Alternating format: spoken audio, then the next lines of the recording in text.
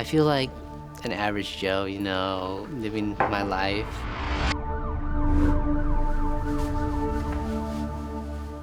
I just can't fathom how people have been viewing me.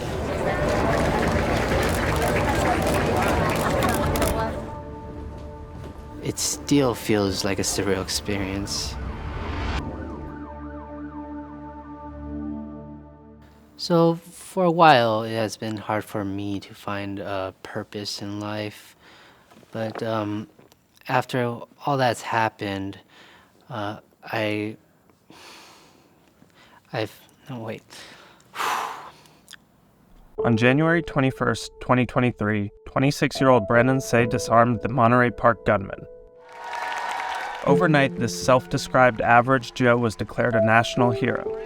Now everyone, it seems, wants to meet the guy who stopped the mass shooter. I saw you on TV. It's very different from the unassuming life Brandon has been living. Thanks, Brandon. Down this way.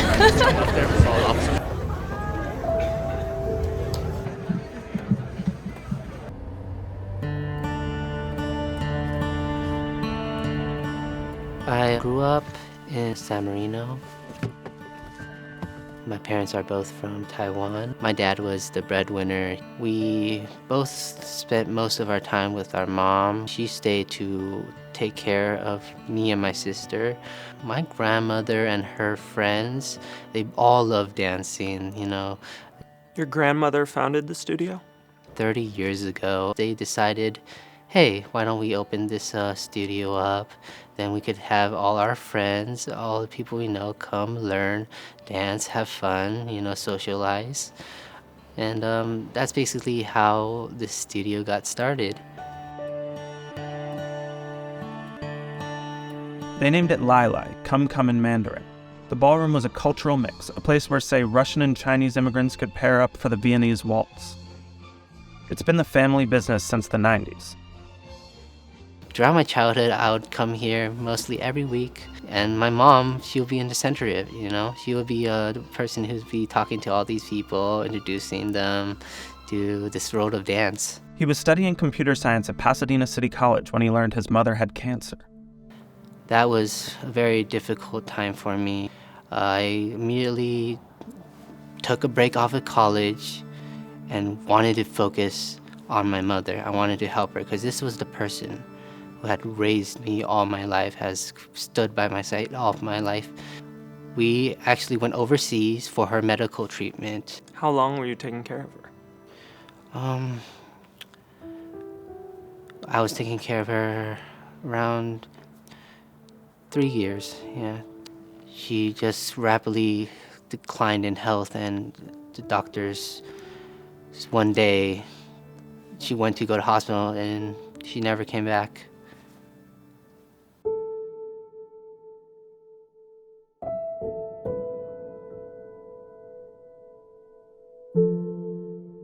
After I came back and basically took over the studio, I wanted to help my sister out also, help her with the kids and her new life as a married woman. He managed Lai Lai and worked the ticket booth when the family needed to cover shifts. That's what he was doing on the evening of January 21st. So it was late at night. It was Lunar New Year's. I was standing right here in this office lobby, looking onto our dance floor here, and I was just getting ready to turn down, close up shop. Our entrance, I heard it suddenly began to open and close shut, and at the time I believed that it was just one of our returning customers coming back to maybe to ask a question. So then you turned toward this doorway, which goes from the office to the lobby? Yes, in this doorway there was actually a man standing there with a gun. Right in the doorway? Right in the doorway. And at that moment, I was so fearful. I thought, oh my God, I'm gonna die. This is it. Brandon didn't know it, but 2.5 miles away in Monterey Park, the gunman had opened fire in another ballroom, killing 11 people. Surveillance footage outside Lai Lai shows the shooter, identified by police as Hu Ken Tran, casing the dance hall before entering minutes later. He saw me, and then he looked towards the ballroom studio, looking out, seeing if there's any movement, anybody inside. Seemed like he was looking for targets. He didn't seem like he was here for any valuables or any money. He wasn't here to rob us at all. In a split second, Brandon lunges at Tran, trying to disarm him. So you guys are tussling for the weapon in the doorway, and then what happens? So I had both my hands on the weapon at a time. The doorway really helped me to get in control of the situation. But he led me into the lobby because he wanted the weapon away from me. We struggled for a bit near the entrance of our dance hall here, and he started trying to punch me, trying to disorient me so he could get the weapon away from me. He punched the back of my head, he punched across my face. My nose has bruised because it was him striking me across the nose at that time. So you're pointing the gun at him. I said, "Get away! I'll shoot! Get the hell out here! Go!" Turned around, walked through the door, and it headed towards our alleyway, which is on the left side here. I believe that's where he parked the van. Surveillance footage captures Tran escaping. Hours later, he's found in Torrance, dead of a self-inflicted gunshot wound. Lives are permanently changed, including Brandon's. Early into the morning, these reporters started showing up at my house, staking out in front of my house. And that was very scary. It's like I'm reliving the pressures and stress of the situation that I just encountered. Having those reporters outside, mobs of them, constantly asking me, "Hey, can you talk about it? Can you talk about this? What happened that night? What was the guy like? How did you deal with the situation?" It was just reliving a trauma. The governor sat in his living room. The president called his phone. The quiet kid from San Marino went viral. It got to the point where I couldn't even use my phone because it was just constant calls incoming, and I just wanted to, use my phone to let everybody I knew, everybody I cared about, know that I was okay, but I couldn't. Mr. Rubio, right here, please. The media frenzy has died down. The accolades haven't. Awards, certificates, an invite to the State of the Union address.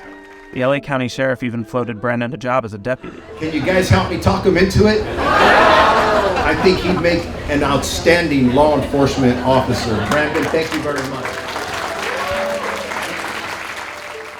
How has this event changed how you see your own purpose in life and what direction you might go in moving forward? I really do want to help the community. I want to help victims that have been affected by situations that is similar to this. I want everyone to take the time to grieve, to mourn, to recover. But after, I want us, the people of this nation, to take action. For those who came out here today, and for those who are listening, I just want to say thank you. God bless America.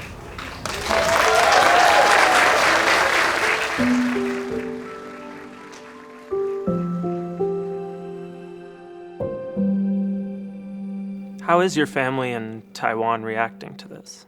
They keep mentioning that my mom would be so proud if she was here. She would be so amazed by what I did. That my strength. They've been saying that my strength came from my mom, that my mom was protecting me that night, and I feel like that was true, that I had an angel watching over me, and my mom was protecting me. I think life is very fragile, and that we should take time every minute to really appreciate our lives and live life to the fullest. Maybe for some people that means coming here and dancing again. Yeah, really appreciate your fellow man, have fun with them, try to be part of a bigger community than your own household. A week after the shootings, Lili reopened for Sunday tea dances. Brandon was there.